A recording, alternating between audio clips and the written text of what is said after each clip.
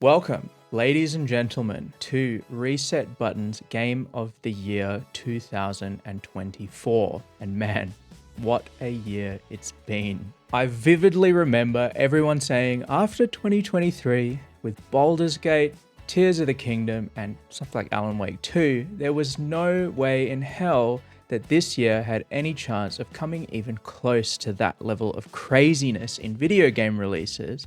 But here we are.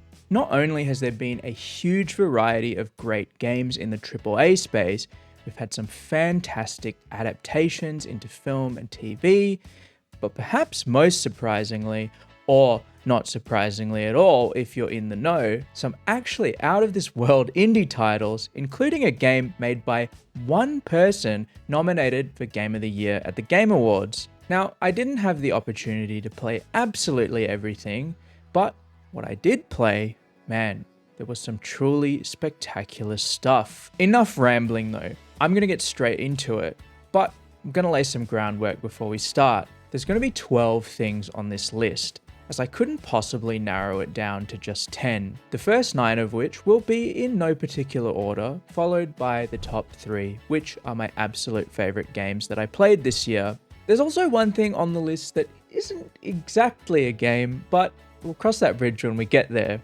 So, I humbly present to you Reset Button's games of 2024. Kinda, sorta.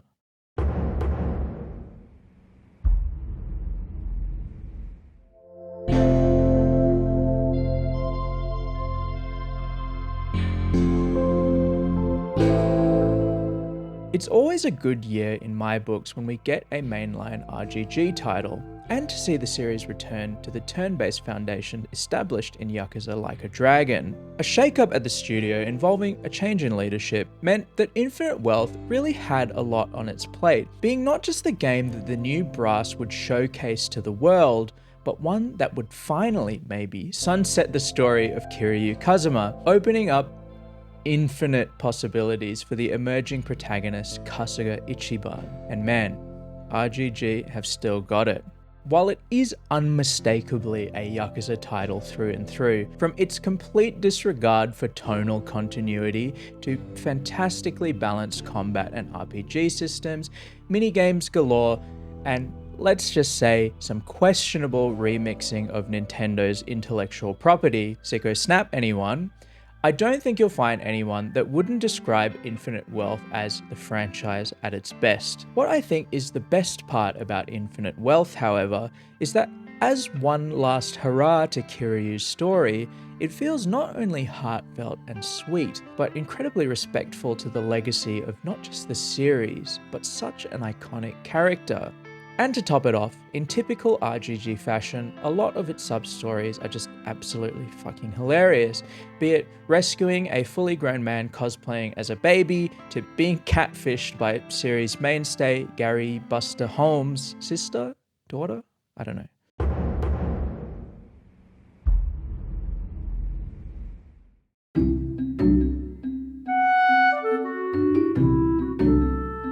So I, like a lot of Australian kids, grew up watching a lot of British television. I have incredibly fond memories of things like Wallace and Gromit, Mr. Bean, and eventually moving towards at least a little more mature works in something like Shaun of the Dead. The point I'm trying to make is that British humour has kind of always been with me, so when I heard about Thank Goodness You're Here, a comedy title out of Yorkshire-based Coal Supper, I was immediately sold. Comedy is obviously quite a precarious thing when it comes to video games, but somehow, Thank Goodness You're Here manages to stuff every second of its 2.5-hour runtime with the funniest, most well-paced writing I've experienced in years. Such a tight runtime also means that the experience feels so lovingly crafted, like every object has been meticulously placed in a way to serve one purpose: to be really, really funny. It also feels particularly authentic to British comedy in a way that I haven't really seen in a video game before. From the pissed old geezer yapping the poor bartender's ear off for the whole duration of the game, to the most important recurring location, the good old chippy. It's just a really, really good time. And I don't want to spoil anything, just buy it. Play it. Trust me on this. You will be having a laugh in no time at all. I mean it.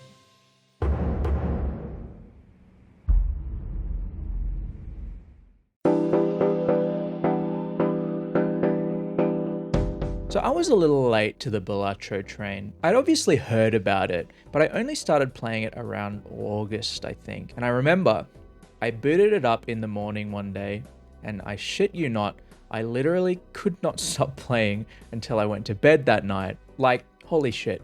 Balatro, to me, is like an all-consuming productivity black hole. I even so much as think about Balatro, I wake up in a cold sweat 6 to 8 hours later, and none of the work that I'd planned on doing that day has been completed. Man, wonder how that happened. For those that don't know, Balatro is a poker roguelike that is about playing increasingly higher scoring hands, where you can equip certain joker cards which modify the rules of the game. For example, a +4 multiplier every time you score a spade. And yeah, Balatro is like everything that works well about deck builders, everything that works well about roguelikes, with all of the gambling, hyper-addictive, dopamine, flashing lights and sounds without losing all of your money. Unless you work for yourself, in which, yeah, I don't know. It's just ridiculously hard to explain in a way that doesn't sound like crazy rambling. Play Balatro. You might regret it. Stellar endorsement, I know.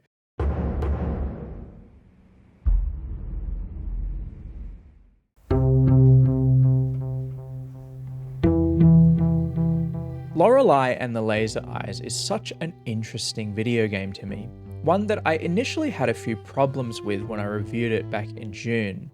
It is so ridiculously obtuse at times, and from my experience, something like the Quiz Club felt a little bit clunky to me, and the controls, man, don't even get me started. But to say that Lorelei hasn't wormed its way into my mind all of these months later would be untrue. All that frustration I initially experienced has, like waves on the beach, melted away into this subtle appreciation of the time that I spent with it. I can't quite think of a time in which an experience has stuck with me in quite the same way, and for that reason, it's on the list. Everything about it is so peculiar, from its PS1 style puzzle boxes, its uncompromising difficulty, to its deep exploration of the ideas of postmodern literature and the meaning of art itself. It's a puzzler that isn't afraid to let you loose, completely absent of the hand-holding or direction that so many other games feel the need to shoehorn in. It slaps its problems in front of you and trusts you to figure them out on your own, and as such, is a little esoteric, but if you're willing to play by its rules, step up to its challenges, I guarantee the bounties of this little escapade will be well worth it.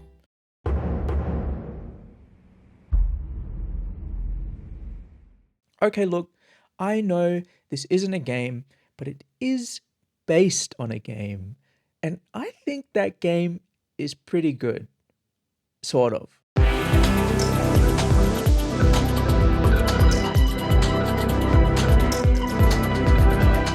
Okay, in reality, I just needed an excuse to talk about Arcane Season 2, and man, where do I even start? It's hard to believe that it's been over 3 years since Arcane initially launched and took absolutely everyone by storm, introducing a whole new audience to the wondrous and intriguing world that Riot have spent the better part of 2 decades writing and retconning and rewriting into the fascinating fantasy setting that Runeterra is today. Season 2 of Arcane had a lot to live up to, and I know that not everyone shares this opinion, but I think that Riot and Fortiche absolutely nailed almost every aspect of this show, not just raising the bar when it comes to its animation quality and sound design, but adding some absolutely crushing emotional depth and some character moments that will not be leaving me anytime soon. Seriously, there has not been a single day where I haven't thought about episode 7 since it aired. The way that Arcane was able to take the characters it set up in Season 1 and not just expand upon them, but also broaden the wider lore of League as well. It's left me so excited for what the future holds, not just for League, but for Riot as a company. And the music, man, I've heard some people describe it as a little goofy, but I have to disagree completely. I think that almost every song is placed perfectly within the show.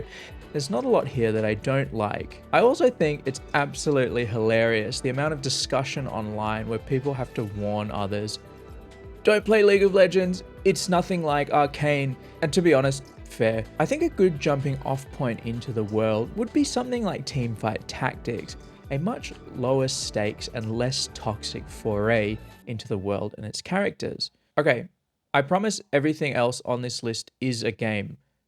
Sort of.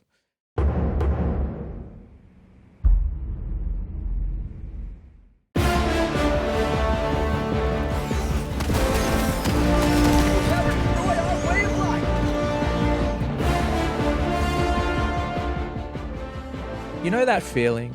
It's like 2008, you're sitting on a couch and you're playing Halo 3's campaign with a couple of buddies on Legendary. Life is simple. Helldivers 2 is that feeling. Despite some controversy surrounding Sony's handling of PSN signups, Helldivers 2, at least at launch, was an absolute cultural phenomenon. The game itself is obviously great, but the feeling of just playing a fun co-op experience with friends and to have this real sense of community as hundreds of thousands of people work together to complete these huge goals, liberating planets and crushing endless waves of Terminids. I, as well as many others, have come away with so many great memories from launch. The battle for Space Vietnam, Malevelon Creek, the apparent total defeat of the automatons before their devastating counterattack, activating the giant bug spray towers. There are just so many of these moments of great interactive storytelling that brought the community together in a way that I haven't really seen in years or ever. It also helped that the dev team seemed really receptive to feedback, truly understanding the purpose of balance in a game that is more of a power fantasy than anything else. And while there were some slip-ups here and there, I think the overwhelming consensus is that Arrowhead hit it out of the park here, crafting an unforgettable co-op experience, and one of only a handful of games that was actually able to break into the ultra-competitive live service market in 2024. Here's to manage democracy, Helldivers.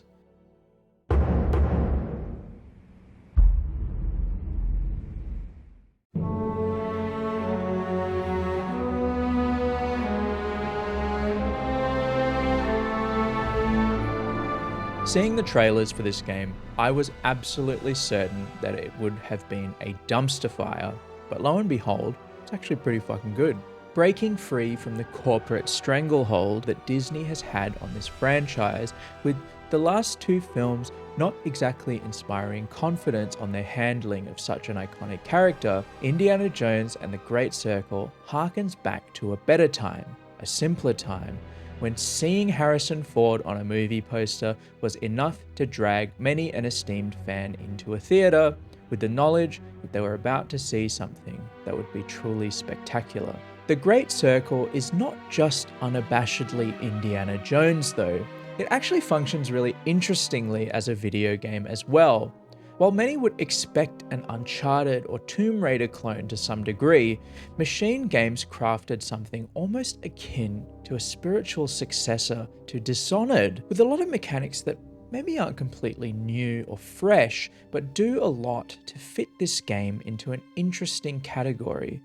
Immersive sim light, still allowing you the freedom to tackle objectives in whatever manner you see fit, but in a much leaner and focused package, without a lot of the build craft or systems depth of other games in the genre. Regardless, this game is just absolutely fantastic, nailing the vibe of the classic Indiana Jones films whilst also being something truly singular on its own. Speaking of something with nothing else like it,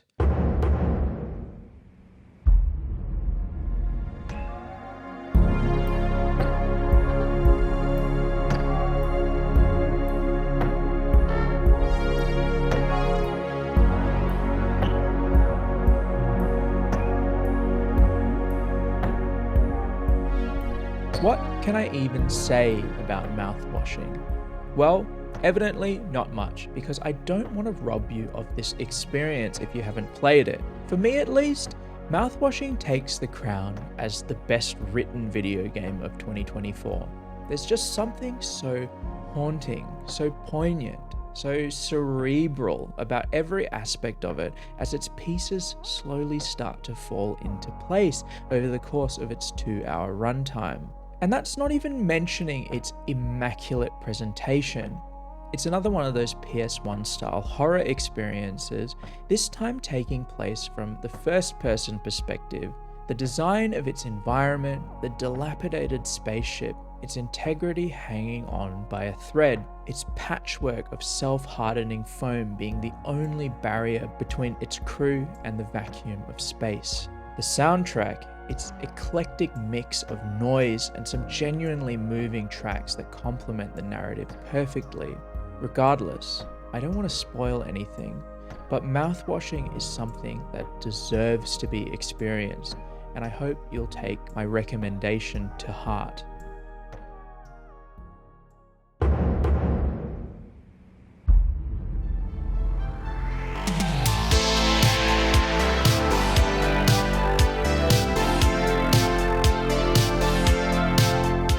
There are a few games this year that had an impact on me quite like Pacific Drive did. Taking place in an exclusion zone around the Olympic Peninsula, Pacific Drive is a survival game that tells a story of a group of scientists that chose to stay behind as the zone was evacuated, each having their own reasons, selfish or otherwise, to make such a bold choice. What makes Pacific Drive unique is that instead of building a base like in many other games of this type, you're given a rusted piece of shit station wagon that you'll not only nurse back to health, but eventually becomes your own magnum opus with all of the work that you'll put into it over the course of the game. The thing that Ironwood really managed to capture here was the feeling of owning a car, with all of the frustration that comes along with it, but also all of that meaningful satisfaction that arises from going through such hardship with a buddy by your side. The game is quite analog in a way that some may consider obtuse. There's a lot of fiddling around with the handbrake and the gear shifter, manually refueling your car, sorting resources into containers. There's a real sense of tactility to it. Especially as the game gets harder, the way that Pacific Drive is able to shift gear into a white-knuckled race against the Battle Royale Circle Storm, not just testing your driving skills, but also your preparedness for things to inevitably go wrong. It's truly unique. Fundamentally though, the thing that really sold Pacific Drive for me was the anomalies. Mechanical monsters that roam the zone, dangerous or otherwise, but the only way you'll come to know their nature is by experiencing just what secrets they hold for yourself. It can almost feel like Outer Wilds in a way, as the game forces you into uncomfortable encounters with these anomalies, many of which can actually just be harmless, but you'll never know without experiencing it for yourself firsthand. To me, the best games are games in which your success is dictated by your own understanding of its mechanics, and that's why Pacific Drive has well and truly earned its spot on this list. Okay, we finally made it to the big three.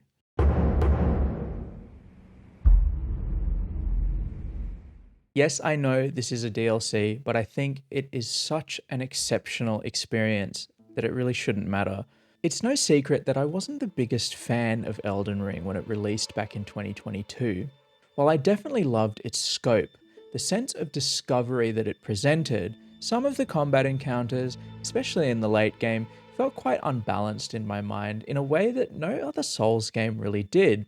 And thus, whilst the first maybe 80% of Elden Ring was an absolute 10 out of 10 in my mind, the last 20% of the game really sullied my opinion of it, and I walked away feeling quite negatively overall. Enter Shadow of the Erdtree.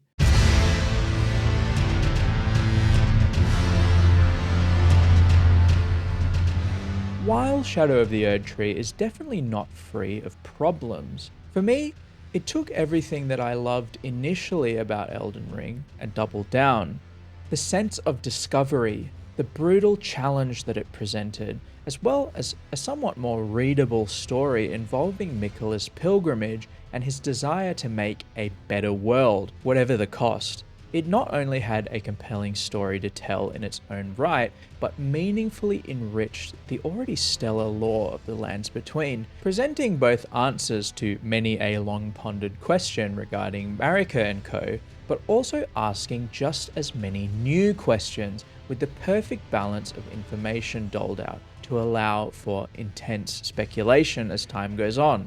And it wasn't just the writing, the world it presented was, for lack of a better word, absolutely stunning, positively brimming with visual splendor, the true touch of FromSoft's best-in-class artists, the vistas that the Land of Shadow was able to dole out, the secrets that it was able to pack into every nook and cranny. The world was dense, offering up the same unbridled sense of discovery that we felt when stepping out into the Lands Between back in 2022. Not just that, but its bosses as well. Souls games are obviously renowned for their brutal difficulty, and Shadow of the Erdtree is absolutely no exception, sparking a conversation online on release that it actually might be too hard. And while it was certainly challenging, what I found were some of the most satisfying boss encounters that I've had in any game to date, be it Bale or Mesmer. These encounters are not only defined by their spectacle, but mechanics that are actually fun to learn to play around, with that signature catharsis once you overcame their seemingly impossible odds. Apart from Radahn though, that was bullshit. There is something to be said about the value offering here. Shadow of the Erdtree is massive, literally being the size of multiple full video games in the genre, despite Miyazaki-san's insistence that the Shadowlands are roughly the same size of Limgrave. Man, that guy's crazy. All else being said, FromSoft really cooked here, and I can't wait to see what Night Rain has in store for us later this year.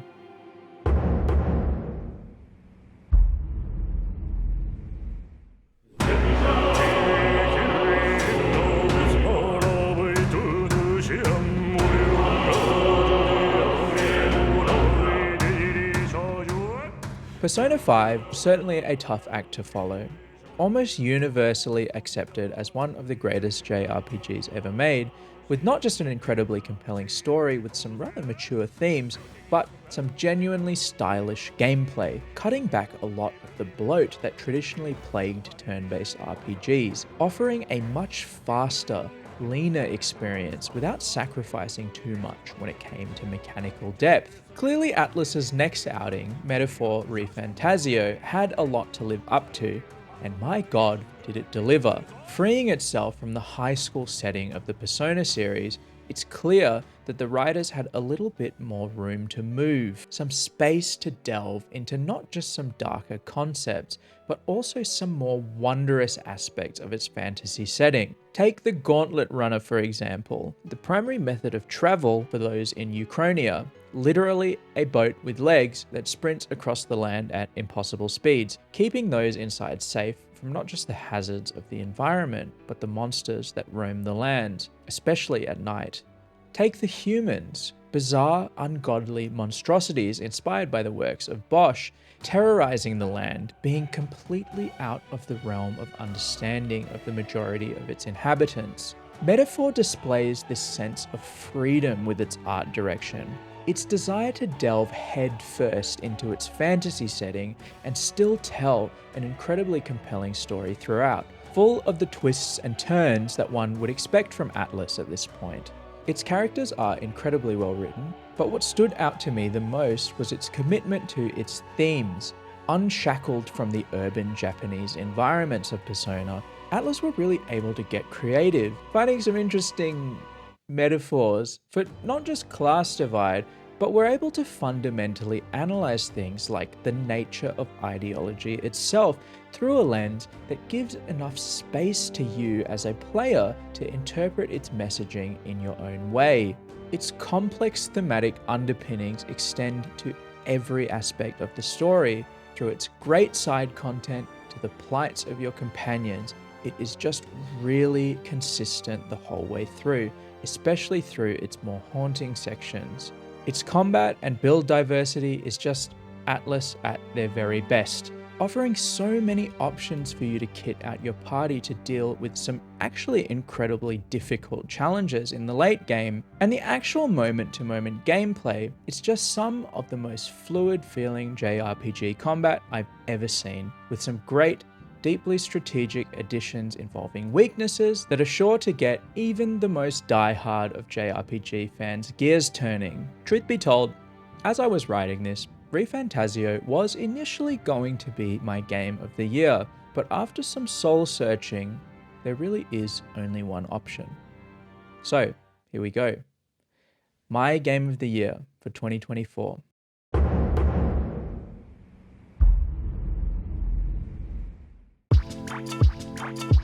I love video games. Wow, who would have guessed? But crucially, like many people, that deep-seated endearment was instilled when I was very young. I'm not that old, 26 to be exact, so the fondest memories I have are from a time when 3D platformers were kind of at their peak. The point I'm trying to get at is that there was a feeling that these games gave me at the time, be it Spyro the Dragon or Super Mario Galaxy almost a decade later, and it's a feeling that I haven't really experienced in what feels like probably 15 years or so.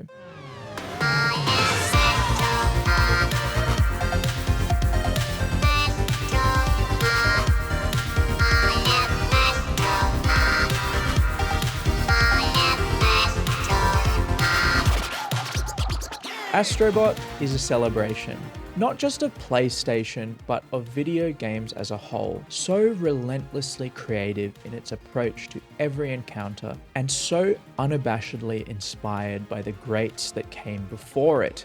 Astrobot is joy materialized, the absolute elation I felt at nearly every moment during this experience. Team Asobi fundamentally understood what it means to make a video game fun, full of childlike wonder, the sense of mysticism and awe that seemed so ever present when we were younger. Astrobot is uncompromisingly tactile, utilizing every facet of the DualSense's haptic feedback, from the pitter-patter of rain felt keenly as you walk out from under a rocky outcrop, to the crunch of sand underfoot. It's undeniable proof that great games are labors of love. When a team genuinely and truly cares about what they're producing, great things can happen. The amount of care poured into every level, every character model, every single scenario is so easily shown and so easily understood. There are people who will try to convince you that Astrobot doesn't deserve Game of the Year, that it really isn't that good, but I'm here to tell you, those people are wrong.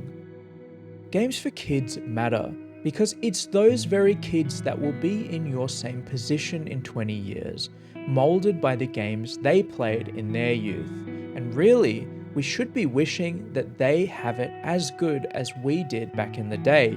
Astrobot is the first game that I've played in a really long time that truly reminded me of what made me fall in love with games in the first place, and I can't wait to someday share this with my own kids in the hope that it can spark the same joy that it did in me.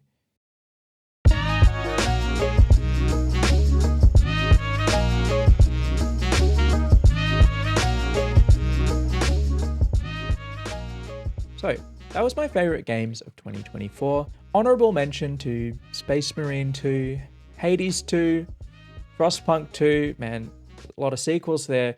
Honestly, these games could have gone on the list, but I didn't want it to get too long. Just know that I 100% recommend these to basically everyone. They just maybe didn't have the same impact on me in retrospect. I know this video is a little late as well. Few too many Christmas cheers, that's all I can say. Anyway, I have a feeling 2025 is going to be absolutely massive, with Monster Hunter Wilds, Ghost of GOTY, and probably GTA 6 looming on the horizon. Expect videos on all of those, by the way. I'm just scared for the amount of sleep that I'll probably miss out on at a few points this year. Regardless, if there's any game that you thought should have been on this list, let me know down in the comments. I didn't play absolutely everything, so please be gentle. If you like the video, give it a like, consider subscribing to the channel for more content just like this. And to everyone here, I just want to say thanks. I really appreciate all the support that you guys have given me over this past year. It's been a little rough, but it really means the world to me for those that continue to show up. You know who you are. Thanks again. Wishing you guys the best year ahead. Let's get after it. Peace.